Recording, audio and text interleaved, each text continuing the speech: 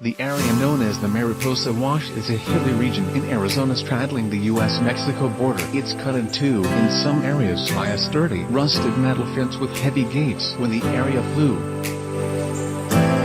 during monsoon season, debris left behind by would-be border crossers is washed up against the fence, and drips of refuse, water bottles, clothing, all the detritus of desperation is left clinging to the barrier. Law enforcement officers patrol the area as far as the road allows, but where the road runs out, so too does the metal fence. Stretching off into the distance goes a ramshackle stick-end wire barrier of sorts, easily breached with a wire cutters or simply beyond the road. It's this flimsy frontier, backed up by a sprinkling of technology that maintains border security. It's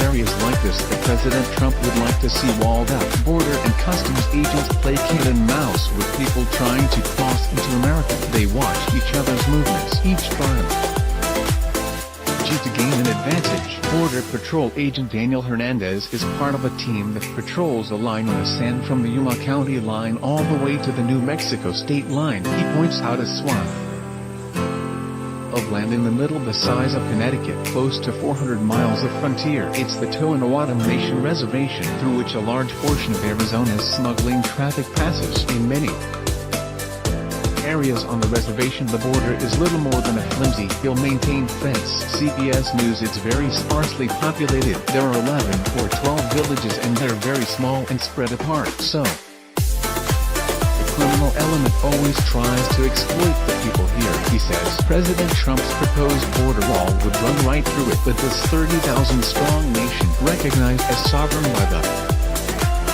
federal government, has other ideas. Their identities are tightly bound to the land. Tohono means desert people, and they see themselves as custodians of the land they inhabit. Every stick and stone is sacred, says Berlin Jose, the vice chairman of the Tohono Tribal Council. He's firmly opposed to the wall. If I were to go into your home and say, you know what, today I think I'm gonna build a wall right smack in the middle of your apartment or your home, and if you want to get to the kitchen or to your restroom, you gotta ask me, and I have to give you permission to cross. How would you like that? That's what it means to our people. Their nation is effectively split in two by the international boundary, but its people go back and forth across it regularly to visit up family and conduct tribal affairs, showing a tribal ID card at any official crossings they use. Large stretches of border, however, remain unfenced, meaning they can come and go as they please. A solid border wall would certainly curtail the abuse of their sacred lands by smugglers and illegal immigrants, but it would also threaten a way of life that is older than the United States. This sets up an uneasy tension between federal law enforcement officials trying to enforce the law of the land and the Tohono people, who believe they have ancestral rights to move freely across the modern border. Although there are plenty of places where illicit crossings can be made, official border crossings require all the trappings of officials, and every time records Ofera, a Tohono woman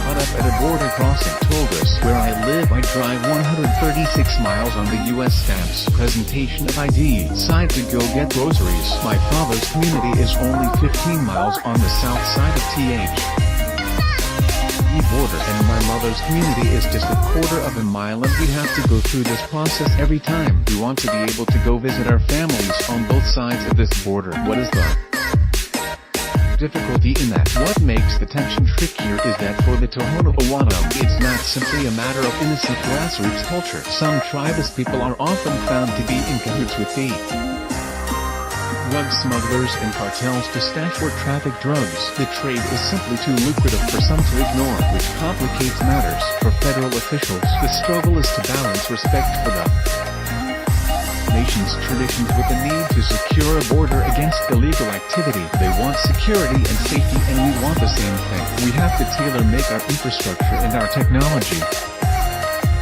to meet those demands, that is security and safety, while at the same time respecting their privacy, their sovereign land, that is the reservation. Hernandez said, in some areas, a wall is not necessary. rarely the best solution in a remote area. A technology tower may serve as well as a wall or a fence. In areas that are more heavily populated, a physical barrier becomes important. What actually gets built and torn down at the same time remains to be seen.